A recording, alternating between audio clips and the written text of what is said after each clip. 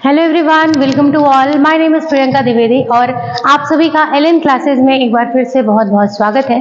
आज मैं उपस्थित हूँ यहाँ पर होम साइंस से एमए करने वाली स्टूडेंट्स या टीजीटी पीजीटी की तैयारी करने वाली students, LT, GIC, NTA, NET, इन सभी परीक्षाओं की तैयारी करने वाले जो विभिन्न स्टूडेंट्स हैं, इन सभी के लिए मैं आपके बीच में पूरा का कंटेंट लेकर के अवेलेबल हूँ। इन वीडियोज़ में आपको इस होम साइंस का पीजी का टोटल सिलेबस बहुत ही विस्तृत रूप में मिलेगा और आप उसकी सभी वीडियोज़ को देखते हुए अपने सिलेबस को डे बाय डे बहुत ही इजी वे में तैयार कर सकेंगे। तो आइए हम बात कर लेते हैं कि अगर आप होम साइंस से पीजी करना चाहते हैं या कर रहे हैं तो आपके सिलेबस में कुल कितने पेपर्स हैं।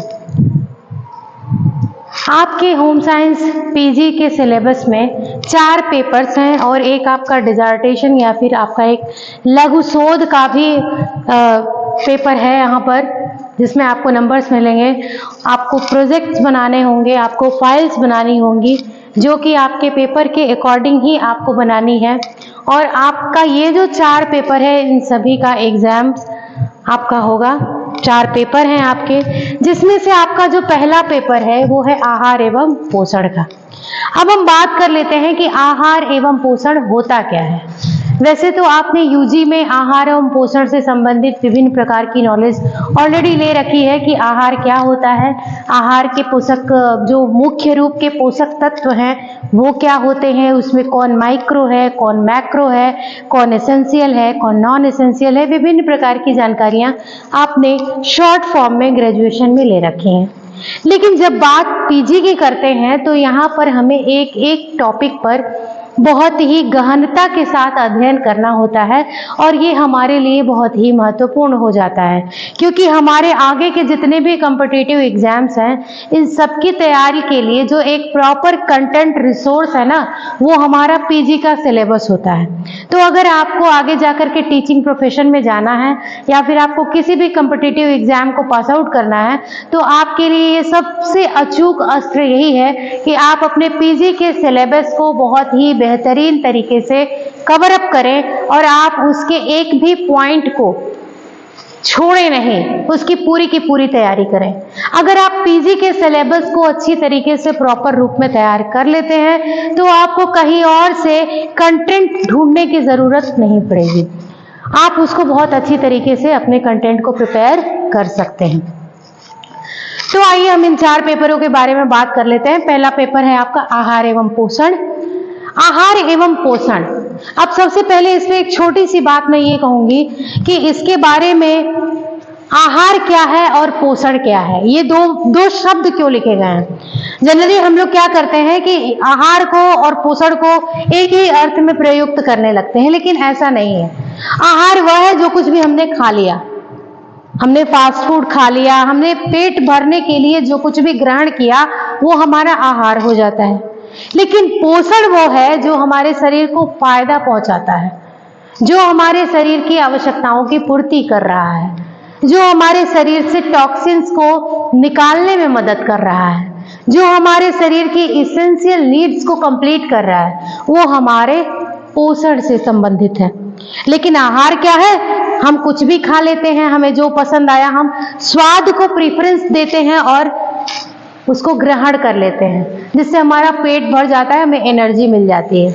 लेकिन वो इंस्टेंट एनर्जी तो मिलती है, लेकिन वो लॉन्ग टाइम में अगर आप देखेंगे तो वो आपको, आपके लिए, आपके शरीर के लिए बहुत हार्मफुल है।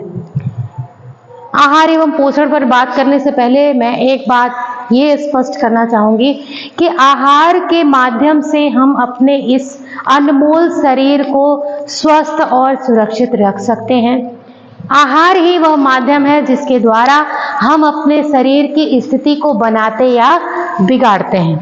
हमारी जैसी आदतें डेवलप हो जाती हैं, हमारे शरीर की स्थिति भी बिल्कुल वैसी ही बन जाती है। या तो वो अच्छी हो जाएगी अगर हमारी आदतें अच्छी हैं, हम व्यायाम कर रहे हैं, हम अच्छा भोजन ले रहे हैं, हम अच्छे वातावरण में, अच्छी सोसाइटी में, अच्छे लोगों के बीच हैं, तो हमारा जीवन हम उसका आनंद ले पाते हैं। लेकिन वही एक छोटी सी गलती हम करते हैं, हम फास्ट फूड को प्रेफरेंस देते हैं, हम ज़्यादा ऑयली को प्रेफरेंस देते हैं, हम ज़्यादा चिकनी चीज़ों को प्रेफरेंस देते हैं, तो वो हमारे लिए नुकसानदायक हो जाता है। और अब तो आप देख ही रहे हैं, आपने सुना भी होगा कि मोटे अनाजों की तरफ हमारी जो सोच है, हमारा जो आहार है वो बढ़ रहा है। जो पुराने मोटे अनाजों को हमने दरकिनार कर दिया था, वो आज हमारे लिए रामबाण सिद्ध हो रहे हैं। जो हमारा जौ है, जो हमारा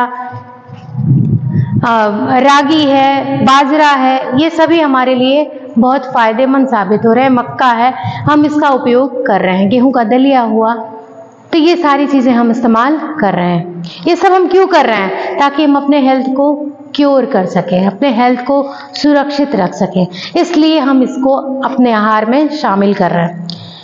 भारतीय थाली के अनुसार, जो भारतीय परंपरागत व्यवस्था है हमारे भोजन की, उसमें थाली में जो पोषक तत्वों का बैलेंस है ना, वो पहले क्या था कि कार्बोहाइड्रेट हमारा 55 to 60% या 65% तक चला जाता था।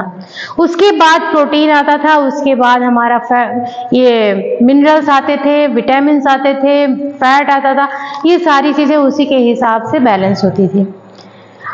लेकिन अभी चूंकि हमारे जो जितने भी ग्रेन्स हैं, हमारे फ्रूट्स हैं, हमारे वेजिटेबल्स हैं, इनकी न्यूट्रिटिव वैल्यू ना पहले से डिक्रीज हो गई है। तो अगर देखा जाए तो अगर 80 के दशक में जो व्यक्ति 4 रोटी और थोड़ा 1 कटोरी चावल खाता था, उसकी न्यूट्रिटिव वैल्यू जितनी पूरी होती थी, उतना न्यूट्रिटिव वैल्यू पूरा करने के लिए हमें कम से कम 16 रोटी और 4 कटोरी चावल को रखना होगा। तो क्या ये पॉसिबल है कि एक व्यक्ति अपने भोजन में इतना सारा कार्बोहाइड्रेट खाए और फिर उसको बिना किसी रोग को बुलावा दिए वो पचा ले? ऐसा तो संभव नहीं है। इसलिए हमारे संतुलित भोजन में जो हमारी कार्यशैली है, जो हमारी डाइटरी नीड है, उसके हिसाब से जो हमारा RDA है वो हमें प्रेफर करता है। जो हमारा RDA यानी कि रिकमेंडेड डाइटरी अलायंस, ये हमें ये बताता है कि प्रति व्यक्ति हमारे आहार की जो व्यवस्था है वो संतुलित कैसे होगी। हमें कितना विटामिन लेना है, कितना मिनरल लेना है, कितना कार्बोहाइड्रेट, कितना प्रोटीन, कितना फैट वगैरह, ये सब कुछ हमें इस पेपर में पढ़ना है। साथ ही हमें डायबिटीज, थायराइड, BP और ये जो छोटी छोटी जो आजकल की हर घर की बीमारियां आप कह सकते हैं, जो हर घर में पाई जाने वाली बीमारियां हैं, इन बीमारियों के लिए हमारा आहार क्या होगा, इसके बारे में भी हमें इस पेपर में पढ़ना है। इसी से संबंधित हमें कुछ एनालिसिस करके इसका फाइल भी बनाना होगा इस पेपर के हिसाब से। इसमें हम लोग पूरे पोषक तत्वों को पढ़ेंगे, पूरे मिनरल्स को, पूरे विटामिन्स को, प्रोटीन, फैट, कार्बोहाइड्रेट सब कुछ पढ़ेंगे। हम इसमें बीमारियां भी पढ़ेंगे, हम इसमें बीमारियों से संबंधित भोज्य पदार्थों को भी पढ़ेंगे, हम इसमें आहार का आयोजन भी पढ़ेंगे। तो ये सारी चीजें हम इस आहार एवं पोषण में पढ़ने वाले हैं। दूसरा पेपर है हमारा सामुदायिक विकास में प्रसार एवं संचार। अब चूंकि हम जिस समुदाय में रह रहे हैं, वहाँ के लोगों के बीच में किस प्रकार की सामाजिक व्यवस्था का प्रचलन है, कैसा होना चाहिए और कैसा है, और साथ ही साथ उसको डेवलप करने में, उसको आगे ले जाने में हमारे संचार व्यवस्था का, हमारे कम्युनिकेशन का क्या योगदान है और हम कैसे उसका उपयोग करके बेहतर ढंग से अपने संचार को, अपने सामुदायिक विकास को आगे ले जा सकते हैं, इस विषय में हम इस पेपर में पढ़ने वाले हैं। तीसरा पेपर है आपका जीवन काल विकास, लाइफ स्पान डेवलपमेंट। बहुत ही खूबसूरत पेपर है, आई लाइक मोस्ट, क्योंकि इस पेपर में एक बच्चे के जन्म से लेकर के उसकी वृद्धावस्था तक जितने भी बदलाव होने हैं, व्यक्ति जितनी भी विकासात्मक क्रियाओं से होकर गुजरता है, जितनी तरह के बदलाव, परिवर्तन उसको फेस करना होता है, वो सारी बातें हम इस पेपर में पढ़ने वाले हैं कि एक बच्चा जब जन्म लेता है तो वो किस रूप में होता है और आगे जाकर के वो धीरे धीरे किस प्रकार विकसित होता है, उसकी वृद्धि भी जानेंगे, उसका विकास भी जानेंगे, उसकी आदतें भी जानेंगे, उसके गुणों का विकास भी जानेंगे, उसकी ज़रूरतें भी जानेंगे, समाज से कैसी एक्सपेक्टेशंस एक बच्चे के डेवलपमेंट के लिए होनी चाहिए, क्या है, हमारी सोसाइटी क्या कर रही है, हम क्या कर रहे हैं, ये सारी बातें हम इस पेपर में पढ़ने वाले हैं। चौथा पेपर है आपका रिसर्च।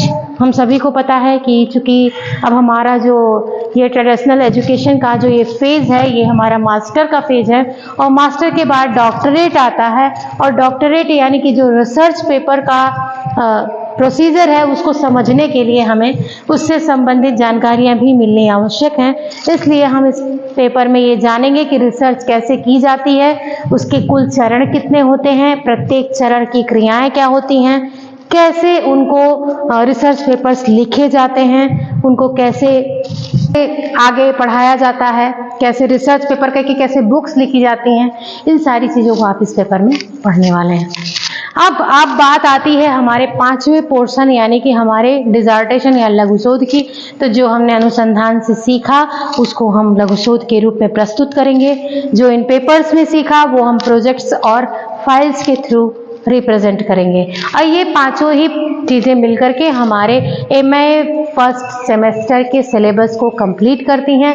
ये आपका MA का सिलेबस है। अगर आपको नोट्स भी चाहिए, हैंड रिटन नोट्स, तो आप मुझे मेरे व्हाट्सएप नंबर पे मैसेज कीजिए, मैं मेंशन कर दूंगी और आप मुझे व्हाट्सएप पे मैसेज करिए, मैं आपको पेपर्स के जो नोट्स हैं वो अवेलेबल करा दूंगी। आपको कंप्लीट नोट्स मिलेंगे, नोट्स हैंड रिटन होंगे जिससे आपको तैयारी करने में आसानी होगी।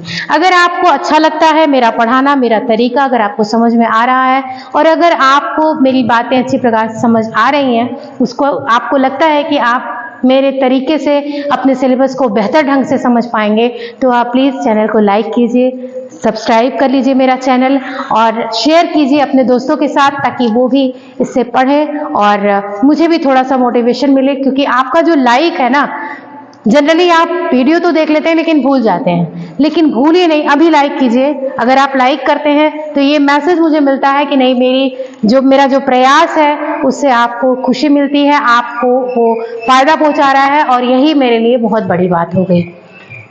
Thank you very much.